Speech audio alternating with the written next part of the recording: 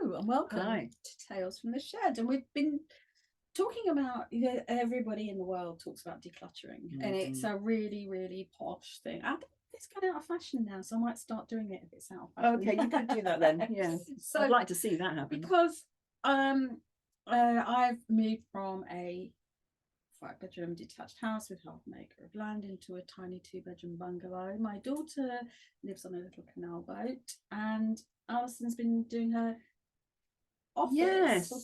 Yeah. And we were just sort of talking about those things and that common theme of not decluttering in the Maria Kondo way. Maria Kondo, yeah. Yeah. It was more sort of stuff and that ability to hold on, let go, or what stuff kind of is. Yeah, because it was quite interesting for me, because I've had this issue with things to do with my feet for years, and it was suggested to me that it's because I'm afraid of moving forward. Right.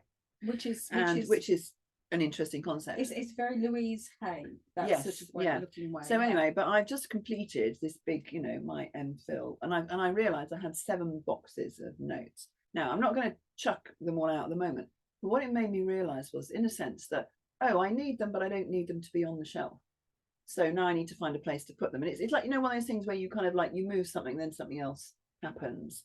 And I just kind of got into this fact. I realised I only needed half of my desk. I've got a whole load of things in the filing cabinet. I've kind of gone down to half a drawer instead of 2 drawers. And then I've cleared all these different things, 4 huge bags of paper, 3 huge bags of rubbish. And this is from a tiny office.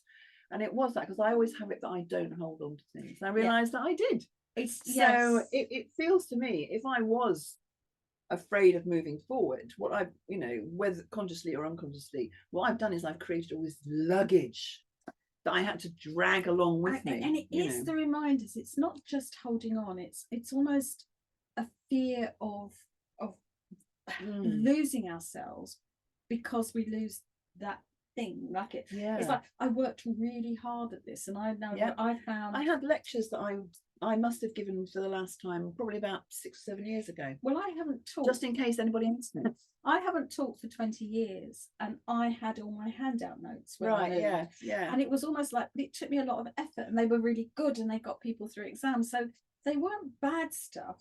I knew that I'd never used them, but they were great. Like, I used to be. And it's kind of what we do with kids. We hold on to all of their books, and if they want them, then I think that's right. But it's when my kids were saying to me, so my daughter is 27, and I have the report that I got from the nursery that she was at when she was 3. Yeah, I found similar things. And then there's another one from, I can't remember where the other one is, but there's 2. I mean, they're when she was tiny, and I thought, well, I'm holding on to them, and she's going to come down in a couple of weeks. I'm going to say, Ella, do you want these? Are you interested? And she may well read them, or she may not, and then they'll go in the bin. But it was like, why am I holding on to that evidence? I think I know what she was like when she was that age. But life is always a series of, what's it? Somebody said, a series of disappointments. So you think, no, it's not that bad. But it's a series of gains, but it's a series of losses. So I say to people, you can never meet your 4-year-old unless you say goodbye to your 3-year-old. You can never meet your 5-year-old unless you say goodbye. So it's a series of a yin and yang. It's a series of balance. That there's this marvelous new stuff, but it comes with the grief of letting go of the others. So we hold on to our 3-year-old by reminding us that they were 3. We hold on to everything. It's like when you go anywhere now, nobody watches a concert, nobody watches anything. They're always filming it because if I don't film it, it hasn't happened. And I think it's almost it's a lack of confidence that we can live in the moment, and a lack of confidence that we can live in the future, and a lack of confidence about what happens next. I heard somebody describing it as, I'm not filming it, I'm filming it in here. I'm kind of like, I'm here and present, and I'm going to do that, and the bits of it that I want to rerun later, I will. I don't have to. I mean, how many, if you've been to a concert for however long it is, how often are you going to look and sit and look at it on your phone? And I have occasionally recorded a minute or something, just as a trigger reminder almost. But that's because we have the technology. But even if I didn't, it happened. And it's I think it's I mean, it was a great reminder to actually go through all these boxes, and it reminded me of many people that I have been in my life, many people, and it was many different things that I've done. So that actually felt quite good. Oh my God, I'd forgotten I did this. I'd forgotten I did that. So that was quite affirming. And the other thing, and I brought this because I thought this was really interesting. I found this. It was a poem. Now, it's not a poem written by my mother. And my mother had taken the time to kind of type it out on her little typewriter, which, you know, I've got in her things. And it's this great, and it was quite a surprise to me because she just sent it to me. And it's a poem by Daphne Schiller, and it's called I'd Rather Be a Woman. And the first line is, I'd rather be a woman than Nearwick. But there's not much in it sometimes, you know, and it says, we both crawl out of bed, but there the likeness ends. And it's a great poem. I'll put the whole poem in the link. But what was interesting was, I love the last line. It says, next time I feel hysterical, I'll bite a hole in the dahlia, which apparently is what earwigs do. But it was a thing of, so this was something that my mum did. She liked the poem and she sent it to me for no other reason. Yeah. So that was more meaningful than many other things, I guess, that I might have kept. So I'm going to keep it because it reminds me of a moment that my mum thought of me and thought Alison might like this, and she typed it out and she sent it to me in the post. Can you remember all those things, guys? You didn't just put an email, but it was like that. So how brilliant is that? And I think these are important, and it's this real balance between all stuff is evil to how much we hold on through fear and negativity. That if I didn't keep that, you know, you think, well, it's just triggered lots of other things, which is nice. Yeah, I remember somebody talking about feng shui, and the first time I had my house feng shuied, and they said, when you look at the things you have in your house, do they bring you joy? Yeah. So if they bring you joy, keep that thing. Yes. But if they're there because they remind you of something painful or awful, or you feel you have to, it's like all those things where I suddenly discovered I still had all these presents from my second marriage and possibly my first marriage. And I'm like, why have I kept these things? Yeah. And I was like, some of these things I still like and they're useful. Great.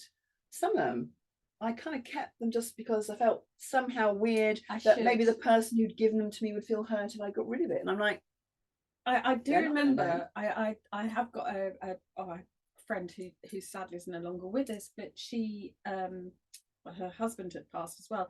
And she had a huge shelf above her TV of Toby jugs. And she hated them, but her husband's mother loved them. Oh my goodness! And her husband had got them and put them up there, but he'd passed a little while before, and I went, "What are you doing?" Well, they used to belong to him, and he would be. And I said, "Well, he's not." Yes. And she went, "You're right." And she took all these Toby jugs down, and I said, "Someone else will love them." And she took them down and recycled them, and she just bought the most expensive glass sculpture of a beautiful wave. Yeah. And she just put it by itself on the shelf, and she said, every day I look at it, I smile. Yeah. And it's that. But I think it's it's that fear that if she lost the Toby jugs, she would kind of lose part of him. If she'd done that, and it was almost in reverence to him. And I felt very similar, that when I moved, I found I had a copy of my ex-husband's will. How useful is that? You never know. I think he's probably changed it, you know. You never know. But it was like I had to burn 25, 30 years worth of accounts, client notes, school notes, handouts, different homeopathy events I'd been to with handouts, leaflets. It was just interminable, and each one of them, even though I knew they were no good, I almost couldn't face the reality of them, so I kept them in a box. And then when I finally got rid of them, it's almost like but it was fearful, but so it's not decluttering, it's our attachment to what holds you back, and what makes a space for you to go forward. And I think it's fear, youth, loss of our children's youth, fearful of what might come, and these are all valid, but I think it's almost taking that step out. So so watch this space then, because if I've got rid of all that luggage, I might be running a marathon again by this time next year. Oh my god. No, it's not going to happen. Go to the pub instead. Many times.